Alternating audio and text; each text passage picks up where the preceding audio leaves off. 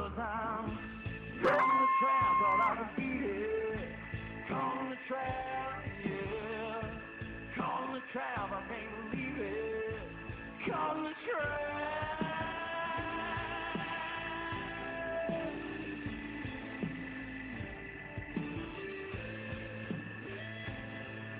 Hey y'all, welcome to the Coyote Trapping School Podcast.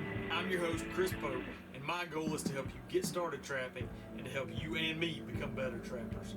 If you need trapping supplies, be sure to visit Kotz Brothers Lures, KAATZBROS.com. They carry a full line of trapping equipment, baits and lures, as well as instructional books and DVDs. They're great people to deal with, and they'll get you set up right. Now, let's talk trapping. Hey y'all, this evening I had a few topics, just kind of round table topics I wanted to cover just from some questions and emails that I've gotten lately. One of the first starting out is, this year, to me, and maybe I've been more tuned into it, but to me there's been more anti-activity this year than in years past, I feel like. And that was brought up again this week. I got a National Trappers Association alert about a Kentucky bill, BR 492, and that bill would, I didn't read, I just read their quick summary, but it would prohibit commercially spring-loaded traps. So, I mean, effectively that would prohibit any fur bearer style traps, and to me, I mean, that's even going to prohibit mouse traps, right? So it seems a little far-fetched, but you never know.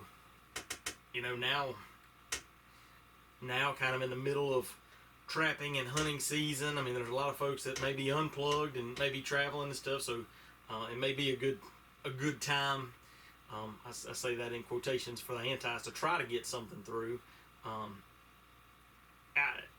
What it boils down to me is you just never know.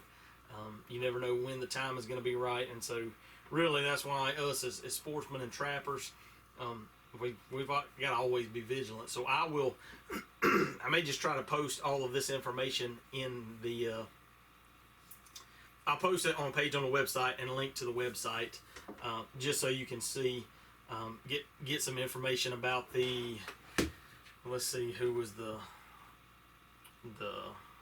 senator, I guess, that introduced the bill.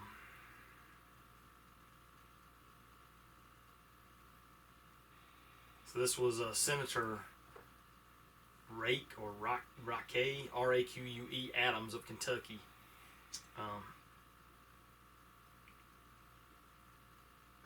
Senator Julie Adams. And it's got her contact information, Julie Adams at lrc.ky.gov, or a phone number to her office. So there's also been, I shared it on my Instagram and Facebook, has been a bill introduced in Georgia that, I saw this through the Sportsman's Alliance. If you follow anybody on Instagram, the Sportsman's Alliance is a great place, a great group to follow, to stay up there. They're constantly posting any new bills that can't come up. So this is Georgia legislation bans common hunting sporting guns. So this was filed by a senator in Atlanta, no surprise. That is pre-filed legislation that would ban possession of semi-automatic firearms, even firearms used for bird hunting and trap shooting, so even shotguns. I'll put links to all this, and let's see, this was shared 4 days ago, so they got one post about the new director of Fish and Wildlife Services. New Hampshire has introduced a bill that would make it illegal to leave your dog outside for more than 30 minutes, even in a fenced-in backyard. I was going to get to this in a minute, but that New Mexico Land Commissioner bans hunting trapping on public land. So the New Mexico Land Commissioner, Stephanie Garcia Richard, has unilaterally banned hunting on another parcel of state land. The commissioner recently closed hunting and trapping on the Rio Grande Bosque Trust land, a 200-plus acre parcel close to Albuquerque that recently become popular with recreational shooters and hunters. The commissioner claims the land is not suitable for hunting and shooting because of its close proximity to the city. So the Sportsman Alliance is a great group to follow online on social to stay in tune with this stuff, and I want to say also support them. Be a member. And that's one thing I need to do too, because I get a lot of information. They really keep a good pulse on the anti-legislation that's going on across the country, and it's a quick and easy way to find that. I'll also post a link to an article. It's actually an article by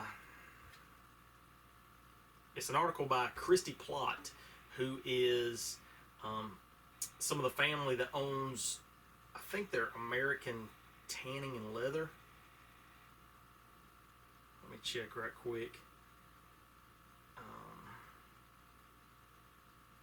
American Tanning and Leather. They're actually here in Georgia, and the Plott family, now they pretty well exclusively, I believe, deal in alligator hides.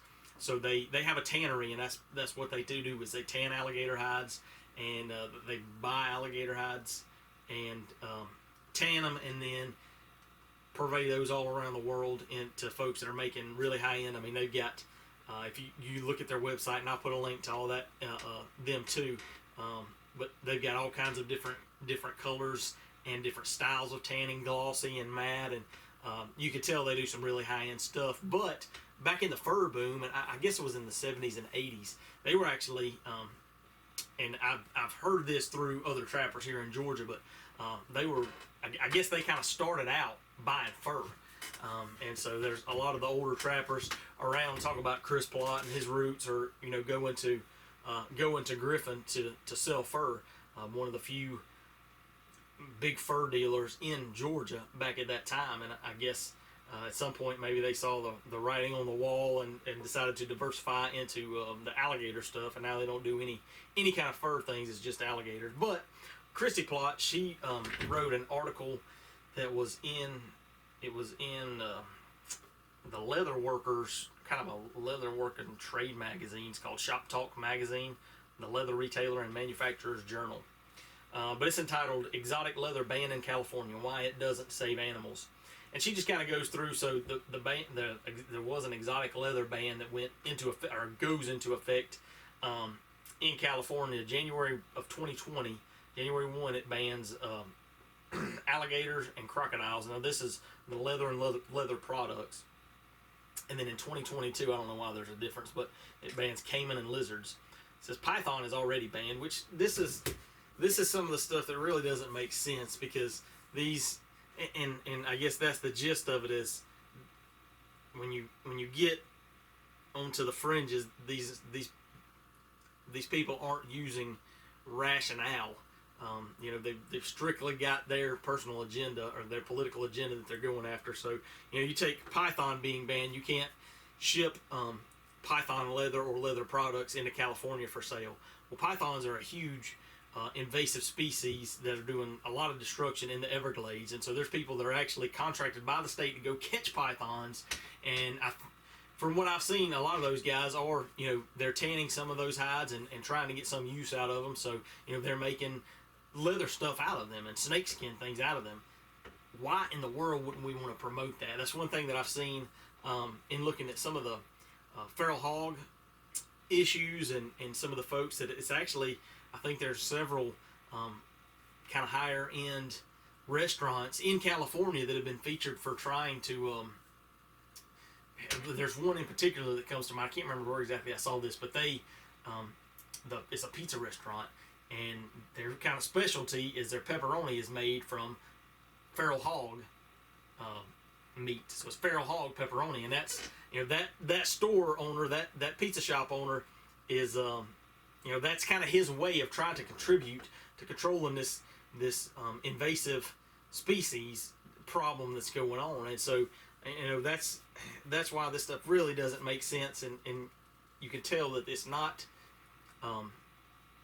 these aren't rational decisions. These are these are emotional decisions, and this is a really good article just because it goes through how banning exotic leather. Now this is not the fur industry. I'm getting a little bit out there, but exotic leather like alligator hides is pretty similar to fur in its end use. It's a higher end product. But talking about how, as much as it may seem counterintuitive, but giving these species value in that leather is beneficial for their existence, particularly in these third world countries like in Africa, in parts of Africa or South America even. There's people there, indigenous people, that would probably just soon see all the crocodiles killed in their area, just because that's a potential meat source for them, and it's a hazard that they may not have to deal with, or their kids may not have to deal with if they were killed. But when you go to putting a value on that animal, then that person can relate that, well, this can help if I protect these, and we try to live around them and be I guess sustainable with them, then this can actually be beneficial for me, more so than if they were just all dead and I didn't have to worry about them. This can help support my family. In the same way, what we're seeing here in the U.S., the alligator has been in the past on the endangered species list, and their population has come so far, has improved so much, as we've done such a good job of, through conservation, of protecting and promoting that species, that now there's, and I should have looked this up, there's thousands of alligators that are harvested across the South, that a lot of those probably realistically would have to be harvested anyway, because of just the growing population and of alligators and people. And the more alligators that are out there, the more they're going to push the edges of their habitat, and that's going to put them in more conflict with people. And so that's one thing that people don't realize, is that as much as people don't like to acknowledge it, some of those animals are going to have to die. People aren't going to quit expanding. That's just it doesn't make sense. That's an irrational argument, and people, if you get into kind of a back and forth with certain antis, that they'll say that. You say, listen, there's going to be conflicts with wildlife and people, and somebody has got to be there to mitigate that, and oftentimes that's going to mean killing that particular animal in a larger sense, to try to protect the whole species. And because people are expanding, and they'll well, maybe we should just kill some people. Well, you ain't got to go and ask to do that, and that's not reasonable, that's not feasible, that doesn't make any sense. A human life is higher than an animal's life, and so that's just a fact of the matter. But kind of got off on a tangent, but those animals are going to be harvested, and how much better is it if we can harvest those animals and somebody make a little bit of a living from that, versus the state or private citizens having to pay somebody to go and take that animal and remove that animal, because there is no trade, no market for that.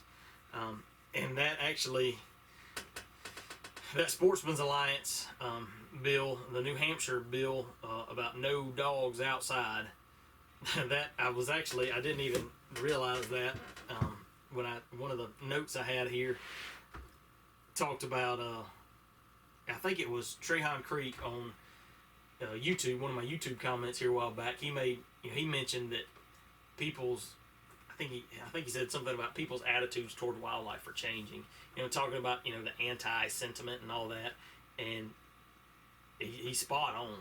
I've thought about that a lot, and this I was thinking an example like this. You see, and I apologize if any of y'all are dog people. I'm not. I got a dog, but I am not let the dog sit in my lap and take it to all the grocery stores so everybody can see it and pick up its poop in a paper bag.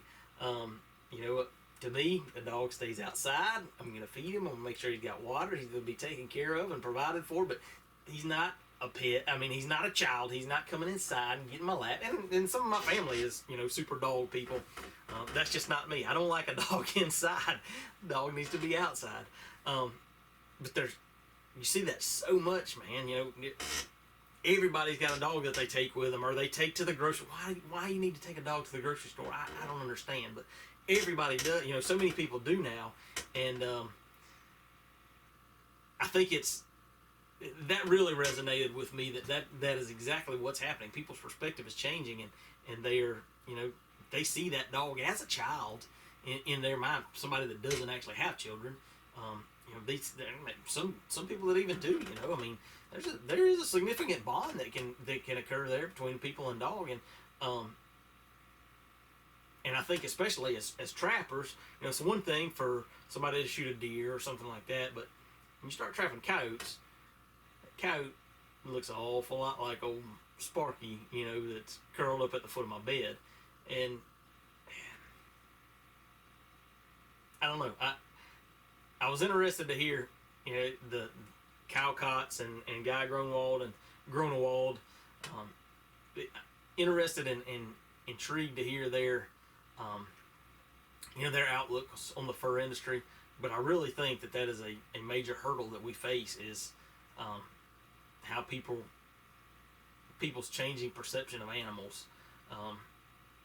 And I've thought about that for a long time, and it's been talked about. But really, putting it in that dog perspective, there's folks, around here that I've seen posts on Facebook and the Nextdoor app, during the winter, trying to get, the police or animal control or something to go by somebody's house because their dog's outside. It's like, that dog was built to live outside. All the coyotes and the foxes and the raccoons, I mean, nobody's bringing them in. Got to coddle them and baby them. That dog is going to make it just fine outside. So anyway, it's just something that that really resonated with me and then seeing this would make it illegal to leave your dog outside for more than 30 minutes, even in a fenced backyard. Okay, so here, State Representative Catherine Rogers' legislation, which is modeled after a similar bill introduced in other states, would make it a crime to leave a dog outside more than 15 minutes when the temperature is below 32 degrees, even if there's shelter provided. That a dog's shelter must be 3 inches above the ground, include an 8-inch overhang above the entrance. Bill makes no allowance for breeds of dogs that are accustomed to cold weather, or sporting dogs, working dogs. It's just... The bottom line is y'all, we've got to stay vigilant, because there's the attacks and the opposition is not going to let up. So that's enough of that kind of downer stuff, because we're in the middle of trapping season. I hope y'all are hammering some critters. Man, I've been getting a lot of messages and a lot of emails. Folks catching their first animals. That's one thing that I absolutely love to see is a picture of, hey, I caught my first coyote. I really appreciate your videos, man. That gives me so much satisfaction of putting these videos together and spending the time on it. So yeah, I appreciate y'all following along, and I appreciate y'all letting me know when something is beneficial for you. So along those lines, I've got a few questions lately about how to know when to move traps, or when to move traps, how long to leave traps out. And it kind of depends. It depends on what your objective is, right? So everybody traps kind of with a different strategy. Some people are, and it all, more than that, it all depends on what species you're after. So you've got, guys that are specifically targeting raccoons, and they're long line coon trappers. They're going 5 to 6 days, 5 to 7 days. They're probably looking at moving traps. Whether they produced or not, but sure, traps aren't producing, they're looking at moving them. Versus me, I typically trap a property really 2 to 3 weeks, usually around that 2-week time frame, depending on how things fall when I get the trap set, and how weekends and things like that fall as to when I'll get around to pulling. But really, for the most part, once I get my trap line set up, doing kind of these short lines, 2 to 3 week spurts, I may add more traps, but rarely do I move traps, just because I've got enough traps, and I don't need to pull traps just to move them in most cases. And so typically what I'll do is I'll go in and right off the bat I'll set my canine sets. I'll put in my dirt holes and my flat sets and kind of pick out those locations, because in my mind those are the ones that are going to need to be there the longest. Because with coyotes, you can look at a 5 to 7 day cycle between when they may come through. Coyote may pass through. He may have passed through the night before you set your traps. He may not come back through for 3 or 4 days. And so if you're there 2 weeks and he comes through every 4 to 5 days, you might have him come through twice while your traps are out. And so that's kind of that. I guess that's kind of some of my reasoning around that 2 week time frame is, usually you kind of gotten the cream for the most part. You've got kind of the easy critters to catch and moving on to the next one. So that's usually what I'll do. I'll target putting my coyote traps out initially. The other thing that I look for, because when I go and set up a property, and I may do things a little bit different this year, partly because I think I'm going to be a little bit more time limited than in the past, because we're expecting a baby any day now, so that's gonna rock the trapping season this year. Poor planning on my part, I know, but so I may typically when I go to set up a property, I try to catch anything that's on that property. And so in the South, a lot of times there's a farm pond or there's a creek or something like that. And so once I get my coyote trap set up, I'm always looking around those water areas. One, for coyote travel ways, but two, for otter sign. Because man, if there's something that I like catching as much as a coyote is catching an otter. To me, those two are right there neck and neck. Because really, otters. And I need to look and see if I can find some real official data. But I would say in trapping circles, you'll hear folks talk about otters running a circuit, and so that's basically them covering their home range. And I don't know that there's any truth to it, but a lot of times you'll hear like 21 days. It takes 21 days for an otter to cover, and obviously that's just a generality, because some otters may cover 6 catfish ponds, and that may be as far as they need to go. And then some otters may be going down a river and up 2 or 3 lakes, and it may take longer, and their food source may change, and they may hit the jackpot because somebody just stocked some crawfish in a pond, and so they may stay there longer or something. But generally speaking, you really got to let your trap soak if you're after otters. So that'll be my next target, is try to set up my otter traps, to try to leave them as long as possible. And then I'm going to put in my coon sets, beaver sets. And then once I get all of that set up, then I start looking at other areas that I may need that may warrant additional coyote traps. And so that's kind of how I set up my line. And I guess I'm always kind of looking at other areas where I might could move traps, or not move traps, because I typically don't move traps, but I'll set new traps. So I may be a week in to my trap line. I may have 40 traps set, and then all of a sudden I walk down to this little creek bank and it's loaded with coon tracks. Well, heck, I need to throw in 2 dog proofs here. Like I said, I've got my trap arsenal built up enough to where I don't really need to pull 2 of my dog proofs from somewhere else to put them here for the most part. So that kind of frees me up, and so I guess from that perspective, I don't really look at pulling traps to move them as much. When I pull traps all together and go. The one thing, I had a question about beavers, and getting activity and response from beavers, and that's one thing where I would say beavers, you ought to be getting, if there's fresh sign, within 2 nights you ought to get some activity. Whether you got a dam there that you can break, whether you got you can put in a castor mound.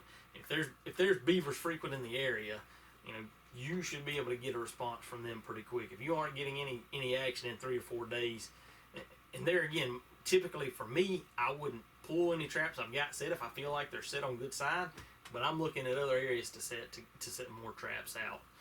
And so that can kind of play into like a nuisance type scenario as well. If you're going in to specifically remove some beavers, especially if you get into a scenario where you may have a trap shy beaver, and so you put out some conibears or you put out some things and you're getting no activity or avoidance, and so then you got to go to changing things up, getting more steel out to try to get things covered.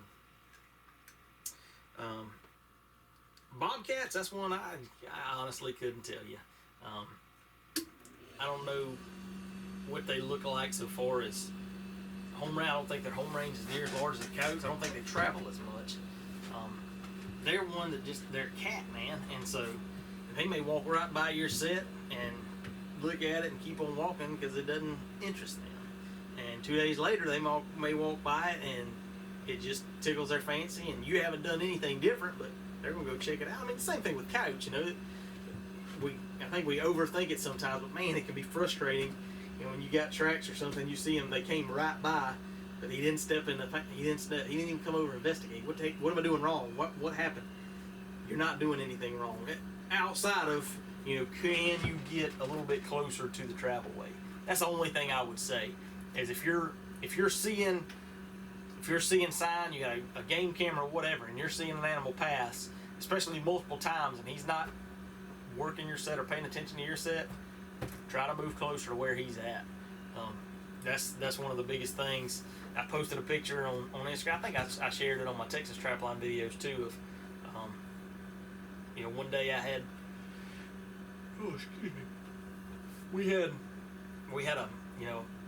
I had a set that was just off the road, and probably maybe 7 or 8 feet off the road, not far off the road at all. And one day we come through and there's a big old pile of coyotes basically in the tire track, so about 3 or 4 feet on the road. So I was looking at about 10, maybe 15 feet off a location that that cost me that coyote checking my set out. And that's one of the frustrating things is, a lot of us, if we are trapping, wherever we're trapping, we may not be able to sit, in the road like we want to because of vehicles and landowners and things like that. So you're doing what you can to try to draw that attention. Those are opportunities to try to take if you can. Gray fox, gray fox typically, they're, especially if they come in, they're the world's worst about working a set and, just making you look like a chump, stepping everywhere but the pan. And odds are he's liable to come back the next night and the next night and the next night. There again, smaller home range, you're not going to travel as much. So, those are one that, if you're targeting gray fox, you can pick them up quicker than a lot of others, coyotes and things like that. So, I don't know. I hope that answers your questions adequately, or I'd be interested to hear kind of what y'all's take is, scenario is so far as, how do you think about your trap line and how long you stay on, how long you keep a certain line out versus another line. There's one fellow that I talk with a lot in Alabama, and he traps a small property, and his goal is that there's never a coyote on that property. So sometimes he's got traps out, and there's plantations and things like that that'll have traps out nearly year round, or for sure a month or two at the time.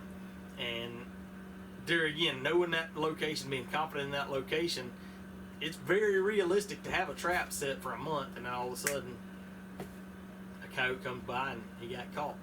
Maybe it's he finally got comfortable enough with that set or that scent. Man, Excuse me, I apologize. I don't know why I got the yawn so bad. Or maybe the wind finally caught him just right, you know. Whatever it is, like I say, it boils down to your objective, and if your objective and your area of your trapping, you know, if you're trapping a small, you know, your property or your hunting club or something like that, or your farm,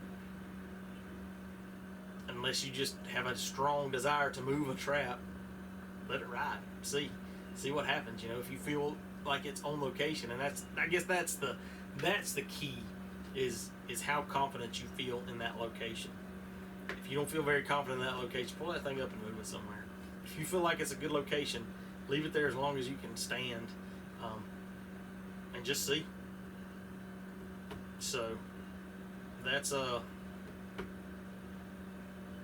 I guess that's the gist of my opinions, my thoughts on moving traps. Hopefully that'll be a help to you if you were wondering. I got one question for y'all, something I've been thinking about, and it'd probably be something more for the off season. I don't know, maybe I'll weave it in. I've been kicking around the idea of like a fiction series, almost like a audio book, just a trapping style, trapping story, I guess, you know. I'd love to send me an email, shoot me a message, Facebook or Instagram, or leave a comment. What your thoughts would be on, you know, would that be something that you'd be interested in, as intermixed with the podcast, and it would be a series, you know, building. I think I would run it consecutively. I wouldn't mix the chapters or episodes in with other interviews or discussions or question answering like this, probably.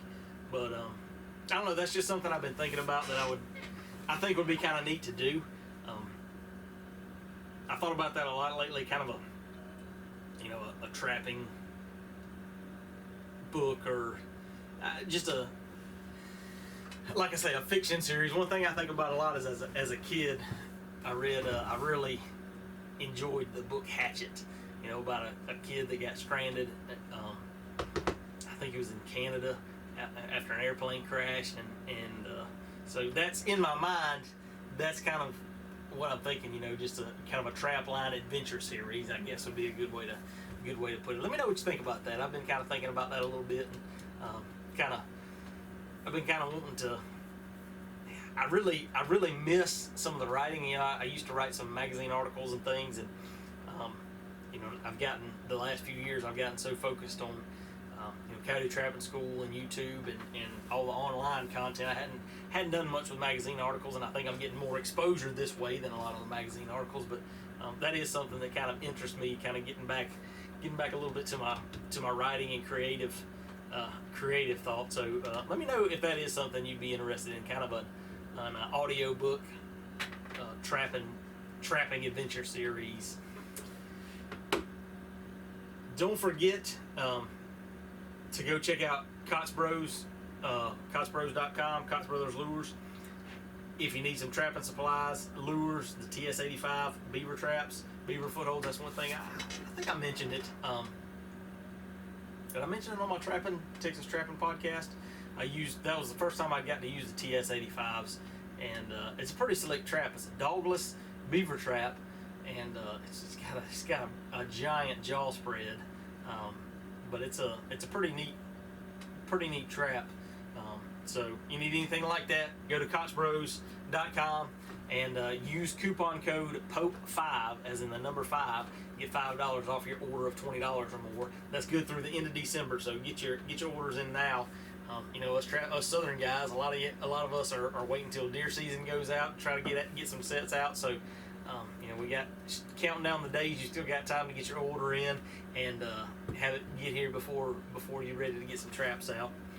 Also, if you are new to trapping, if you're interested in getting trapping, you've just found this podcast or this website, and you want to get, you know, you want to start coyote trapping particularly, but any other kind of trapping too, go check out my Trappers Academy. That is an online resource that I've put together that walks you step by step through what you need from the absolute very basics, what equipment you need, how to prepare that equipment, and how to set that equipment for catching coyotes. I've got that's kind of how it started out as Coyote Trapping 101. I've expanded, so I've added some beaver. I've added some beaver modules about different beaver setups, and we'll be adding some otter information and some raccoon information there too. So I'm going to try to make that more of a kind of a trapping encyclopedia. But it's all in one place. It's all curated. So yeah, you can find all kinds of different things on YouTube about how to get started trapping. It may take you 14 days of watching different videos. The way that I've got it set up, it's a step-by-step process. You get a year's worth of access, and you always got me available to answer questions as needed. So go check that out. I'll put a link to that, but that's my Trappers Academy. And then lastly, if you enjoy the podcast, if you enjoy the YouTube channel, really meaning specifically the podcast though, leave us a rating and review on iTunes or wherever you listen to your podcasts at. That helps. Now is the time. My downloads are up. There's a lot more people listening and interested in trapping, and so that'll help get the podcast in front of more people.